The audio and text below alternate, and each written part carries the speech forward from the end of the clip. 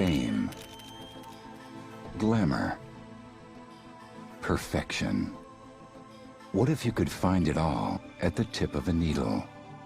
Here at the Lucas Clinic, we strive to bring you closer to celebrity than ever before.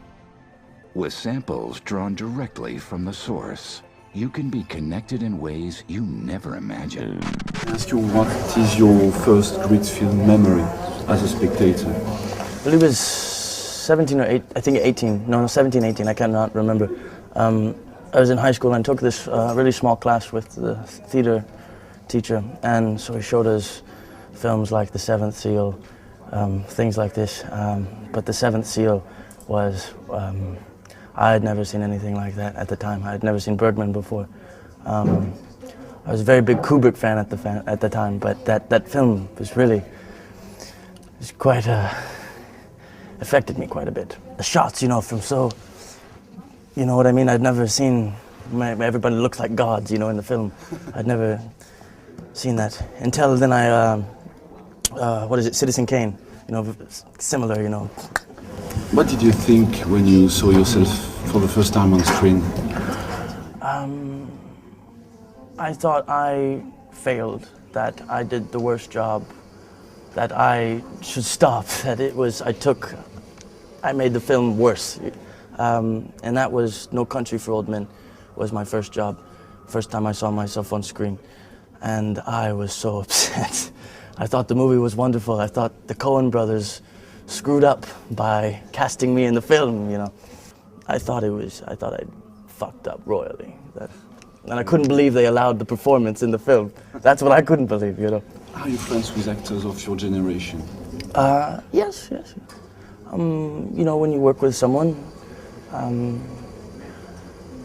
sometimes whether or not you have anything in common at all, you know, you spend time with each other, you become friends, and then I still talk to certain actors that I've worked with before, you know. Others, no, you know. Do you have any models in terms of acting among older actors? Among older actors, yes, of course. I just discovered James Cagney. I'd never seen a James Cagney movie until 2 weeks ago. He has now become one of my favorite film actors. As you are a musician, I wanted to ask you if there is a music or a song that can inspire you when you are preparing a role. It depends on the role. I think there are certain roles where, yes, certain kinds of music can help. Antiviral, there was just one day. I didn't use music really ever to get in any kind of mindset, but there was some, I forgot what Mozart it was, but it was the first week of shooting, and the next day was the scene with when I meet Hannah for the first time. And I was very, very nervous the night before because it had to be perfect, that scene. And so all that night I listened to this one Mozart song over and over and over because it reminded me of that scene. I think music can help, but it's not normal that I do that. Are you intending to becoming one day a director yourself? I'm very interested in directing.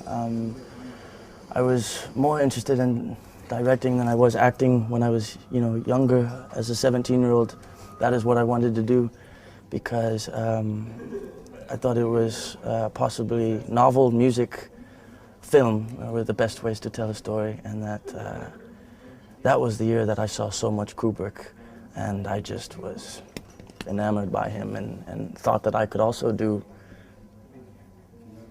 It sounds very pretentious, but I felt that I could do that to some degree, you know. Then tried to go to school, and that didn't work out. And instead, drove to Los Angeles to become an actor. The last movie you saw? Last movie I saw? Yeah. I watched Tinker Tailor Soldier Spy on the plane here, so that's the last movie I saw. Wonderful film. I really liked the film. I wish I saw it on the theater instead of a little click. What's the best advice you were ever given? Best advice I've ever been given? To be yourself, probably. I don't understand how this isn't considered cannibalism.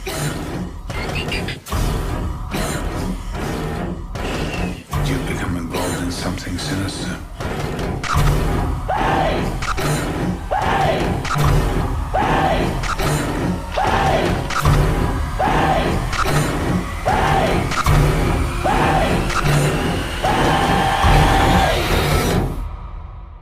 It's a weird business.